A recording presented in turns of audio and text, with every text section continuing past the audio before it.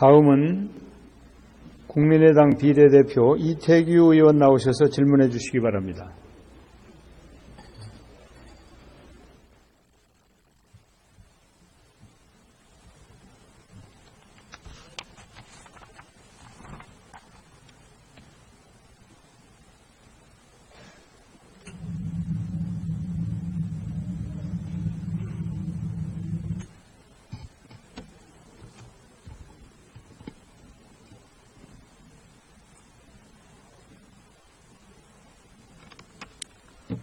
존경하는 정세균 국회의장님, 그리고 여야 선배 동료 의원 여러분, 이낙연 국무총리를 비롯해 오늘 출석해 주신 국무위원 여러분, 국민의당 비례대표 이태규 의원입니다.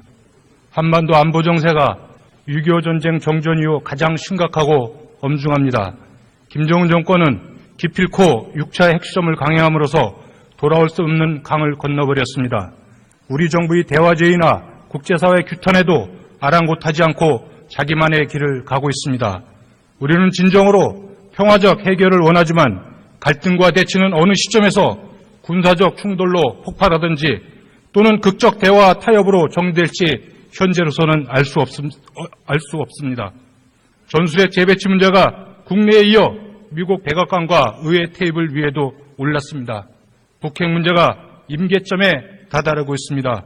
우리는 냉정하게 북한의 핵 위협에 대처해 나가야 합니다.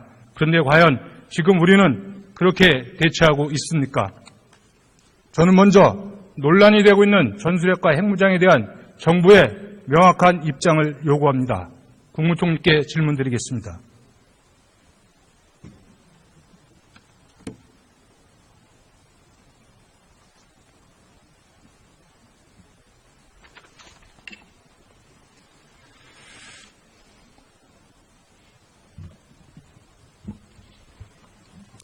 총리 고생이 많으십니다. 아닙니다. 네.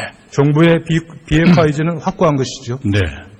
그러면 이것은 미국이 우리 정부가 전술핵이나 핵무장을 제한하는 것이 아니라 미국이 우리 정부의 전술핵 배치를 먼저 제한해도 수용 안 하겠다는 뜻입니까? 네. 그럴 가능성은 없다고 봅니다. 이번에 NBC가 전술핵 배치를 트럼프 행정부가 검토하고 있다는 보도를 했지만 가능성은 별로 없다라는 보도를 또 곁들이고 있습니다. 지금 가능성이 없기 때문에 답변을 유보하시는 겁니까? 그런 것이 아니라 저희 한미 양국은 비핵화 원칙을 고수하고 있고 6월 한미 정상회담 결과로 나온 한미 공동성명에도 그것이 재확인되고 있습니다. 그럼 총리께서는 현재 대한민국 최대 국정 현안 과제는 무엇이라고 생각하십니까? 역시 안보 위기가 제일 큰 과제라고 생각합니다. 그렇습니다. 북핵보다 우선하고 중요한 지금 현안 과제는 없다고 생각합니다. 그런데 불행하게도 지금 우리 사회에서는 북핵 위협에 현실화되고 있는 이 시점에서 군사적 방어 수단을 놓고 의견이 엇갈리고 있습니다. 북한과의 대화를 놓고도 의견 충돌이 있습니다. 저는 이것이 이 엄중한 안보 상황에서 이것이 과연 민주사회의 어떤 다양성이라는 이유만으로 과연 설명되고 이해될 수 있는지 이 부분에서 우리 사회는 한번 생각해 볼 필요가 있다고 생각이 듭니다. 총리께서는 어떻게 생각하십니까? 네, 저도 기본적으로 동감입니다. 국론이 하나로 모아질 필요가 있다고 생각하고요. 그리고 이 국면은 대화를 거론하기에 적절한 시기가 아니다라고 보고 있습니다. 국가의 존립과 국민의 생명이 달린 안보 문제에 대해서 단합하지 못하는 국가와 사회에 과연 밝은 미래가 있을 수 있겠느냐 이런 생각을 해보게 됩니다. 지금 이 상황에서 대통령과 여야 정치 지도자들은 안보 문제에 대한 정치적 대타협을 이뤄내고 각각의 지지층을 설득시킬 의무가 있다고 저는 생각합니다. 지금 이 시점에서 문재인 대통령의 높은 국정운영 지지도는 적폐청산도 좋지만 굳건한 안보 태세를 구축하고 안보에 대한 정치 세력 간의 초당적 합의를 이끌어내는데 우선적으로 사용되어야 한다고 저는 생각합니다.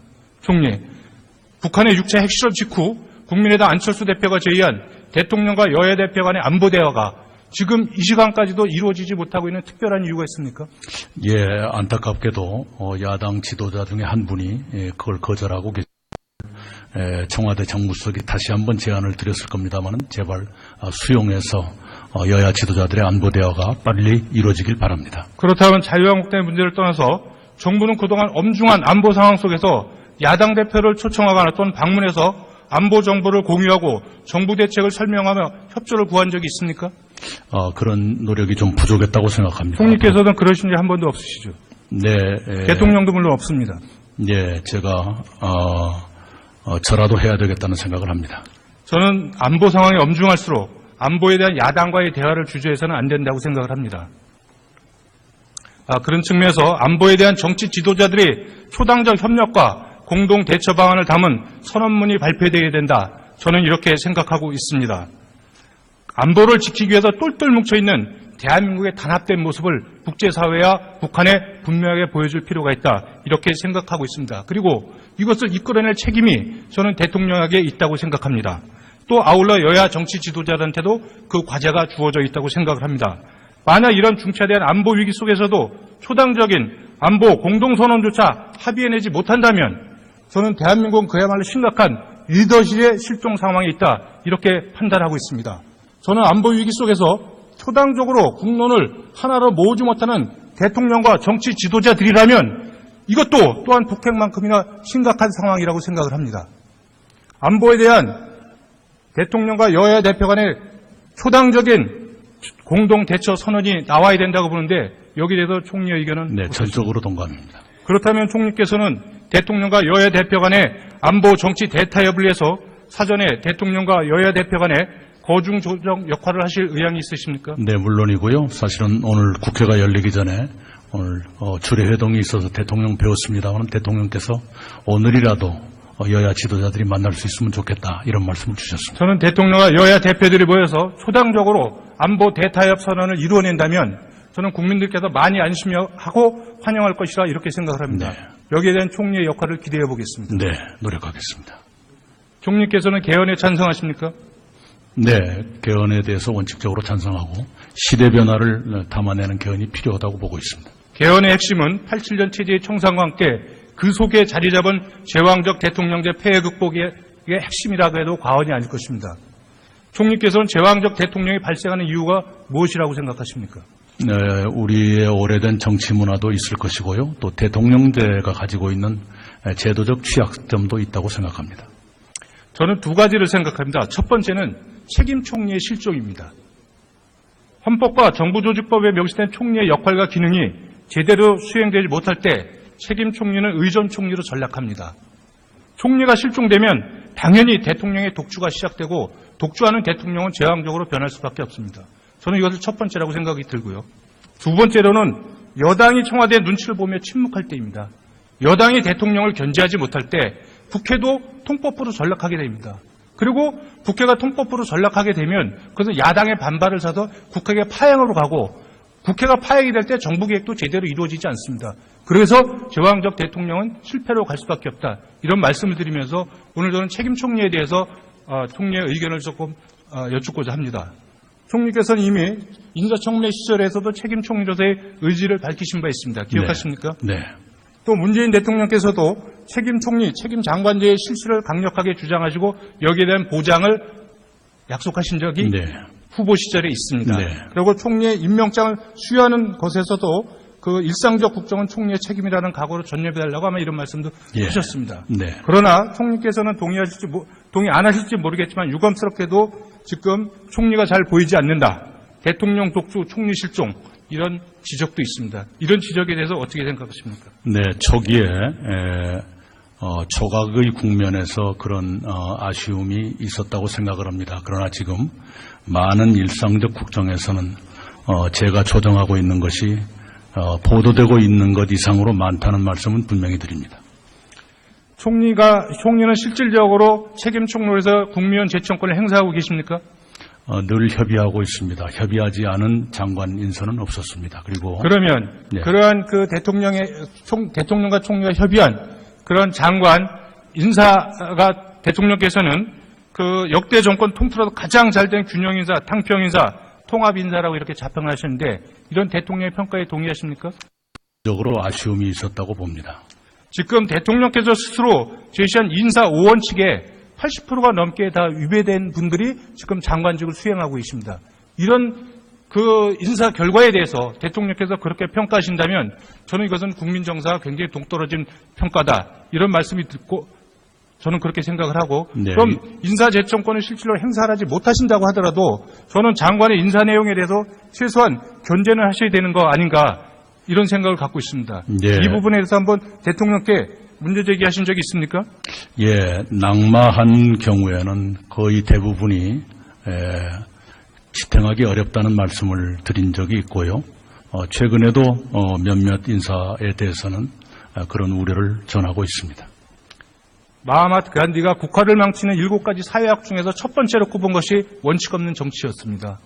저는 대통령께서 지키지 못할 인사 원칙이라면 차라리 폐기해달라 이렇게 총리께서 건의하시는 것이 차라리 낫지 않겠는가. 그것이 솔직한 국정 운영이 아닌가 이런 말씀을 드리고 싶습니다. 그 문제에 대해서는 비서실장이 이미 사과 담화를 발표한 적이 있고요. 인사 시스템의 보완을 대통령이 직접 지시한 바도 있습니다. 그리고 여야가 모두 인사 검증 기준에 대해서 다시 그걸 정립하자고 합의를 한 바가 있기 때문에 그게 빨리 합의가 되기를 바랍니다. 문재인 정부 들어서도 협치라는 용어가 새로운 국정 운영의 모델로 등장했습니다. 당연히 책임 총리의 상징성은 총리가 주도하는 야당과의 협치 실현에 있다고 저는 생각을 합니다. 그런 측면에서 총리께서는 정부 주요 정책 추진을 위해서 사전에 야당에게 먼저 제안하거나 어떤 의견을 구한 적이 있습니까? 그런 일이 없습니다. 그러면 현재 이 정부가 이야기한 협치의 실현은 저는 기만에 가깝다고 생각이 듭니다. 그 부분에 어떻게 생각하십니까? 협치의 틀을 만들기 위해서 여야정 협의체를 제안했는데 그건 국회가 주도하겠다 해서 국회에 넘겼습니다. 그런데 정당 간의 합의가 안 돼서 그것조차 구성이 되고 있지 않습니다.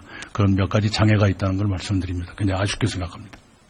저는 그 국회의 틀을 말씀하시기 전에 총리께서는 먼저 야당 대표, 야당 의원들을 만나면서 정부의 정책을 구체적으로 설명하고 협력을 구하는 것이 저는 진정한 협치의 기본 자세다 이런 말씀을 드리고 싶습니다. 네, 야당이 국정에 협력해야 된다. 이것이 협치가 아니라는 네, 이야기죠. 옳은 말씀이시고요. 그런데 잘 아실 겁니다. 제가 모시고 싶고 대화하고 싶어도 그것이 번번이 무산된 일이 여러 차례 있습니다. 굉장히 아쉽게 생각합니다. 이 정부의 협치의 국정 모델은 아직도 유효합니까? 그럼? 물론입니다. 그리고 협치가 가장 아쉬운 대목이다는 것이 저의 생각입니다. 그 측은지심이라는 말이 있습니다. 그 맹자는 측은지심의 인해 단서라고 이렇게 또 말씀도 하셨습니다. 지난 8월 24일 청와대는 연차휴가 사용률과 매주 수요일 가정의 날 6시 정시 퇴근 이행률을 직원들 성과평가에 반영으로 했다. 이런 보도가 있었습니다. 국정과제 중에 하나인 휴식 있는 삶을 위해 정부가 모범 고용주로서 선도해 나갈 필요가 있다고 이렇게 부연 설명을 했습니다. 저는 참으로 행복한 결정이라고 생각을 합니다. 대한민국 국민 모두가 청와대 직원처럼 살 수만 있다면 얼마나 좋겠습니까? 그러나 우리 서민들은 그렇게 살고 있지 못합니다. 오히려 휴식이 있는 삶이 아니라 휴식이 없어도 좋으니 제발 일자리를 달라고 절규하는 청년과 가장들이 너무나 많습니다. 그런 우리 서민들의 입장을 생각할 때 청와대의 휴식 있는 삶을 공개적으로 국민들에게 공표하고 청와대 직원들이 이걸 선도해 나가자. 이런 자세가 과연 올바른 국정에 임하는 자세라고 생각하십니까?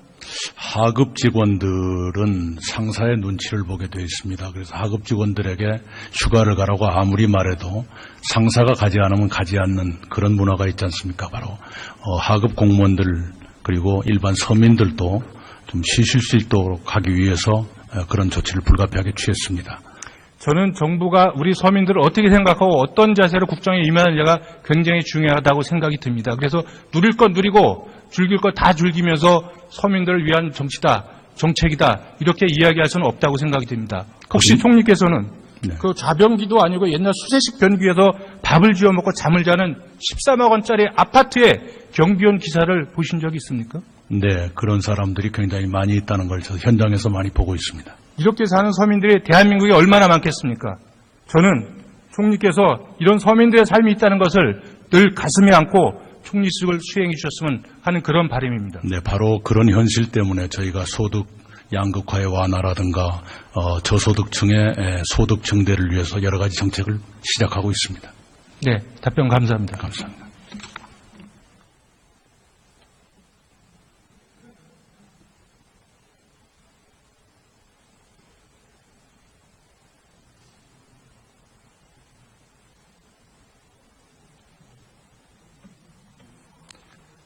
존경하는 선배 동료 의원 여러분, 오늘 저는 안보에 대한 정치 대타협, 그리고 책임 총리, 그리고 국정에 임하는 정권의 자세 등에 대해 질문했습니다.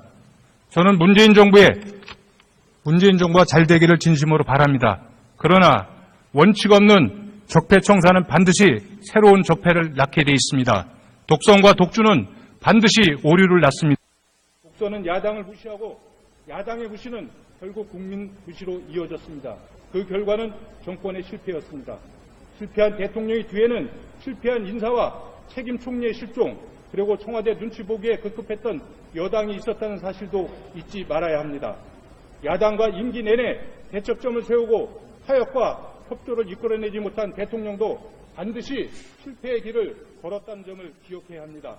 오늘 김희수 헌법재판소장의 인준 부결은 후보자 개인의 문제를 떠나 어쩌면 협치 부재, 협치 실패에 따른 필연적 결과일지도 모릅니다.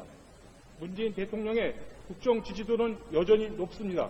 그러나 높은 국정 지지도는 지금처럼 보여주기식 퍼포먼스 국정 운영으로는 오래가지 못할 것입니다. 퍼포먼스가 종료되고 성과를 말해야 할 시점일 때 민심은 확연히 달라질지도 모릅니다. 경청해 주셔서 감사합니다. 기만의 길을 가고 있습니다. 우리는 진정으로 평화적 해결을 원하지만 갈등과 대치는 어느 시점에서 군사적 충돌로 폭발하든지 또는 극적 대화와 타협으로 정리될지 현재로서는 알 수 없습니다. 전술핵 재배치 문제가 국내에 이어 미국 백악관과 의회 테이블 위에도 올랐습니다. 북핵 문제가 임계점에 다다르고 있습니다. 우리는 냉정하게 북한의 핵 위협에 대처해 나가야 합니다. 그런데 과연 지금 우리는 그렇게 대처하고 있습니까? 저는 먼저 논란이 되고 있는 전술핵과 핵무장에 대한 정부의 명확한 입장을 요구합니다. 국무총리께 질문드리겠습니다.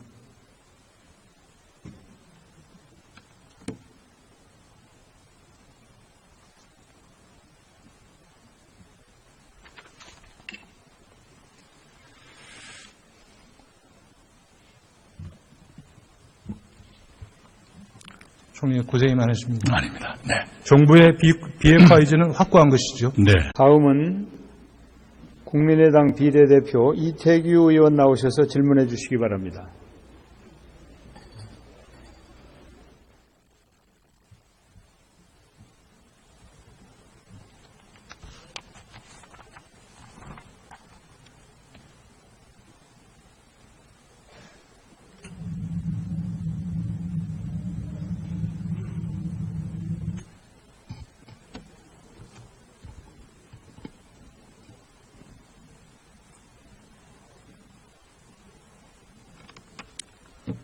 존경하는 정세균 국회의장님, 그리고 여야 선배 동료 의원 여러분, 이낙연 국무총리를 비롯해 오늘 출석해 주신 국무위원 여러분, 국민의당 비례대표 이태규 의원입니다.